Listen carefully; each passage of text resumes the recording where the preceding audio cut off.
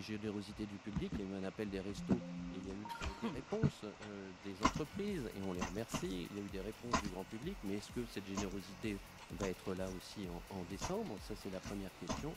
Et la deuxième question, c'est que quand on regarde nos suivis d'activité et nos statistiques, eh ben, on ne voit pas de baisse. Donc ce qui veut dire que même en réduisant les critères d'accès à partir de novembre, on a une grande inconnue sur le fait que finalement il y aura peut-être plus de personnes qui vont se présenter quand même au resto et qui seront, j'allais dire, éligibles selon nos critères. Les Restos du Cœur ne sont pas dimensionnés aujourd'hui pour accueillir 170 millions de repas, en tout cas pour distribuer 170 millions de repas, pour accueillir 1,3 million de personnes, puisque 200 000 personnes de plus en un an qui sont allées taper à la porte des restos.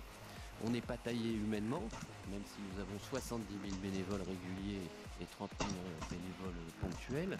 On n'est pas taillé humainement, comme nous disent les bénévoles sur le terrain, c'est de l'abattage et c'est pas le rôle des Restos du Cœur. Le rôle des Restos du Cœur, c'est d'accueillir.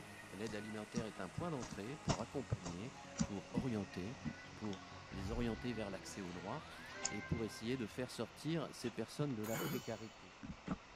Si ça, c'est que ça va. Et on me prend vraiment pour un con. Et ce que je dis est factuel. Et le problème, c'est qu'il y a de plus en plus de gens, ou alors c'est un effet. En tout cas, il a été réélu, hein, mais il y a de plus Non, il n'a en pas plus été de réélu. gens qui le. Ah, non. Non, il n'a pas été réélu, je suis désolé. Il a fait 17% et on a mis en place un système où on n'a pas voté pour Macron, on a voté contre la candidate en face. C'est pas pareil démocratiquement parlant. C'est vrai. Il y a un problème de légitimité Donc, davantage que il a été élu, mais il n'est pas représenté. Mais il y a quand même une partie non négligeable de la population qui ne voit pas ça. Mais comment vous voulez qu'il le voit? Bah justement. Comment vous voulez qu'il le voit? Tout est fait pour que les gens ne regardent plus rien. Justement, c'est l'accusation que tu fais dans ce livre, c'est que selon toi, et c'est une accusation grave, Emmanuel Macron et les services. Où les gens eux-mêmes ont l'impression qu'on travaille pour leur bien. Je vais vous le donner et un truc à la con. Oui, pour leur prendre, oui. Non, on travaille pour leur bien.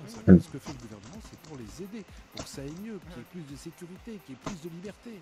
Je vais vous donner l'exemple que je mets dans mon livre qui s'appelle les eurodateurs. Les parcs-mètres. Ouais. Les On en avait parlé la dernière fois, je crois. Non, le livre n'était pas encore sorti.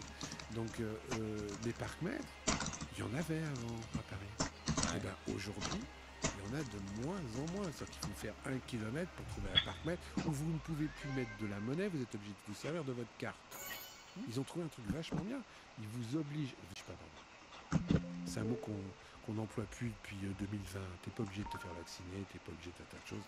Donc on t'oblige pas. T'es libre. T'es libre de te faire entuber. Donc aujourd'hui, sur tous les parcs-mètres de Paris, on vous conseille, si vous voulez pas être embêté, si vous voulez que ça aille plus vite, c'est de mettre une application sur votre smartphone pour payer votre parc-mètre de voiture. On est d'accord? Sauf que les gens ne se rendent pas compte que à partir du moment où vous l'avez sur votre application de téléphone, déjà, il faut savoir, hein, quand vous aviez un parc-mètre avant, tu sortais de ta voiture, tu allais au parc-mètre, tu diminues, tu mettais ton machin, tu revenais, tu avais un battement de, 7, 8, 10 minutes. Maintenant, non, parce que c'est à la descente de ta bagnole que tu appuies sur ton parc-mètre et que tu payes, commences à payer tout de suite. Avant, quand tu étais au café, et que oh mince, putain, mon parc-mètre est en train de se terminer, tu recourais à ta voiture, tu recourais au parc-mètre, tu avais encore un petit battement, disant j'espère que les clics ne sont pas passés, tu remettais une pièce dans le parc-mètre, tu remettais un ticket, tu revenais sur ta voiture. Maintenant, non, parce que sur ton smartphone, ça sonne. Donc tu remets des sous tout de suite. Donc tu payes encore plus pour ta liberté de te garer dans Paris. Et les gens s'en rendent pas compte, ils trouvent que c'est vachement plus pratique. C'est plus pratique de payer plus. Ouais. Deuxième petit détail par rapport au fait que tu as l'application sur ton smartphone, c'est qu'avant mon ticket, je pouvais le prendre dans le 7e arrondissement, je bougeais de Paris, mon ticket était encore là, je regardais, j'étais dans le 16e, dans le 18e.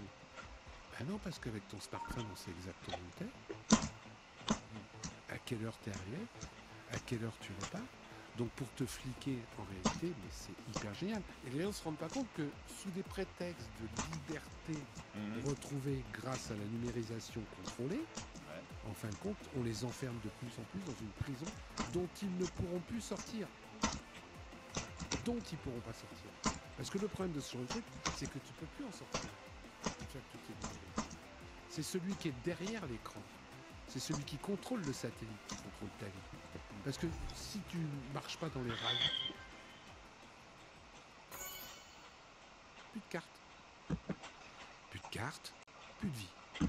Puisque toute ma vie est dans ma petite carte plastique. Et ça, l'ère Macron du libéralisme à outrance est en train de le mettre en place. Ce que les gens ne se rendent pas compte, c'est que c'est pas une liberté pour tous. Ça va être une liberté pour quelques-uns qui dirigent et une prison pour tous les autres qui vont subir. C'est ce que j'essaye d'expliquer dans mon livre à travers quelques échos. Le plus beau que je ressors, et j'en ai pas encore parlé, c'est aussi les tickets de caisse. Qu'est-ce qu'ils ont mes tickets de caisse? Mais ils sont supprimés, les tickets de caisse. Oui, mais c'est du papier, c'est des arbres. Mais oui, c'est des arbres. Moi, j'ai la preuve aujourd'hui. Et c'est factuel. Ce sont des produits, c'est ça? 15 à 15% des produits. D'accord? Entre 10 et 15% des produits dont le prix affiché n'est pas le prix payé. Et en généralement, c'est pas un prix en moins, c'est un prix au-dessus. Qu'est-ce qui se passait avant la suppression des tickets de caisse? Parce que je vois, je vais souvent dans les magasins, les gens ne demandent même plus de tickets. Et bien avant, tu regardais ton ticket à la fin de la caisse, et au bout de la caisse, quand la caissière s'était trompée de 2 ou 3 euros, tu remontrais ton ticket, tu disais madame, c'est plus cher, et on te remboursait ou on te faisait un avoir. Maintenant, avec la suppression des tickets, qu'est-ce qui se passe? Ben, tu rentres chez toi, tu descends de ta voiture, tu les mets dans l'ascenseur, tu montes chez toi, tu ouvres la porte, tu mets tes chaussons, tu ranges tes courses dans les placards, tu ouvres ton ordinateur pour regarder ton ticket de caisse. Et si tu y penses encore, tu t'aperçois que tu t'es fait rouler 34 euros. Si tu as le courage, tu y retournes. Mais tu vas pas le faire parce qu'en général, tu arrives une demi-heure avant la fin. Tu vas pas remettre tes chaussures, ramener tes machins et retourner. Et ben moi, je prends le pari qu'on va passer de 15 à 20% des prix affichés et des prix payés qui vont être différents dans certains magasins. Ça va augmenter, je pense. Je pense pas, je suis sûr. Je pense pas, je suis sûr. Et le pire, c'est que les gens, dans une espèce d'apathie générale aujourd'hui, c'est pas grave, c'est que 2 euros. Ben ouais, mais c'est pas normal.